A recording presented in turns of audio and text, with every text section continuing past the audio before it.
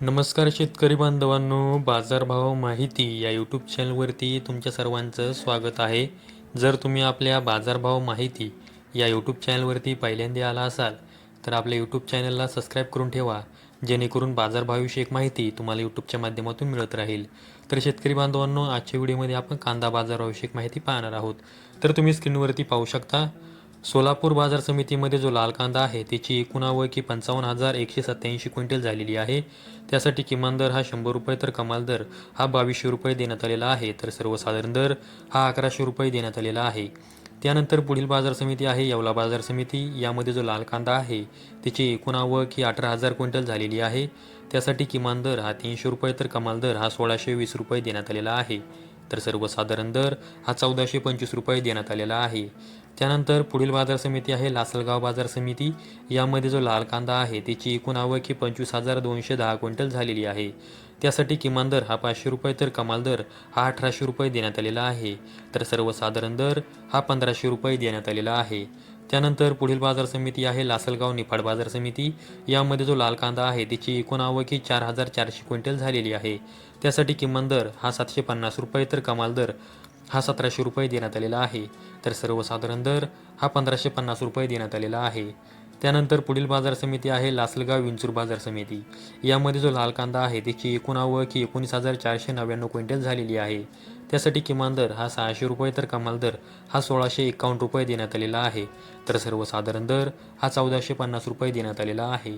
त्यानंतर पुढील बाजार समिती आहे नागपूर बाजार समिती.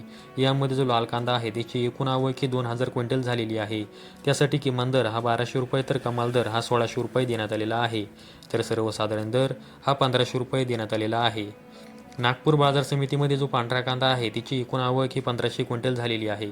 त्यासाठी किमान दर हा 1,800 रुपये तर कमाल दर हा 2,200 रुपये देण्यात आलेला आहे. तर सर्वसाधारण दर हा 2,100 रुपये देण्यात आलेला आहे. त्यानंतर पुढील बाजार समिती आहे नाशिक बाजार समिती. त्यामध्ये जो पोळ कांदा आहे त्याची एकूण आवक ही 3,420 क्विंटल झालेली आहे. त्यासाठी किमान दर हा 550 रुपये तर कमाल दर हा 1,900 रुपये देण्यात आलेला आहे. तर सर्वसाधारण दर हा 1,350 रुपये देण्यात आलेला आहे. त्यानंतर पुढील बाजार समिती आहे पिंपळगाव बसवंत बाजार समिती. त्यामध्ये जो पोळ कांदा आहे त्याची एकूण आवक ही 20,000 क्विंटल झालेली आहे. त्यासाठी किमान दर हा 500 रुपये तर कमाल दर हा 1,891 रुपये देण्यात आलेला आहे. तर सर्वसाधारण दर हा 1,425 रुपये देण्यात आलेला आहे. त्यानंतर पुढील बाजार समिती आहे चांदवड बाजार समिती. यामध्ये जो लाल कांदा आहे त्याची एकूण आवक ही 15,040 क्विंटल झालेली आहे. त्यासाठी किमान दर हा 600 रुपये तर कमाल दर हा 1,752 रुपये देण्यात आलेला आहे. तर सर्वसाधारण दर हा 1,430 रुपये देण्यात आलेला आहे. त्यानंतर पुढील बाजार समिती आहे पारनेर बाजार समिती. यामध्ये जो लाल कांदा आहे त्याची एकूण आवक ही 43,437 क्विंटल झालेली आहे. त्यासाठी किमान दर हा 200 रुपये तर कमाल दर हा 2,100 रुपये देण्यात आलेला आहे. तर सर्वसाधारण दर हा 1,450 रुपये देण्यात आलेला आहे. त्यानंतर पुढील बाजार समिती आहे उमराणी बाजार समिती. यामध्ये जो लाल कांदा आहे त्याची एकूण आवक ही 26,500 क्विंटल झालेली आहे. त्यासाठी किमान दर हा 600 रुपये तर कमाल दर हा 1,716 रुपये देण्यात आलेला आहे. तर सर्वसाधारण दर हा 1,500 रुपये देण्यात आलेला आहे.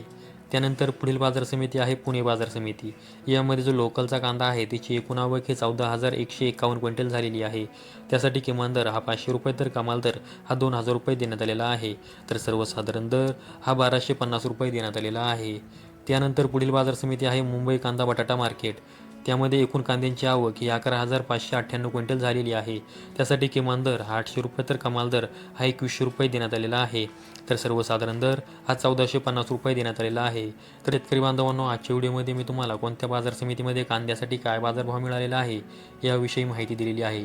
अशाच कांदा बाजारभावाविषयक माहितीसाठी आपल्या यूट्यूब चॅनलला सबस्क्राईब करून ठेवा. व्हिडिओ आवडल्यास व्हिडिओला लाईक करा. संपूर्ण व्हिडिओ पाहिल्याबद्दल सर्व शेतकरी बांधवांचे धन्यवाद.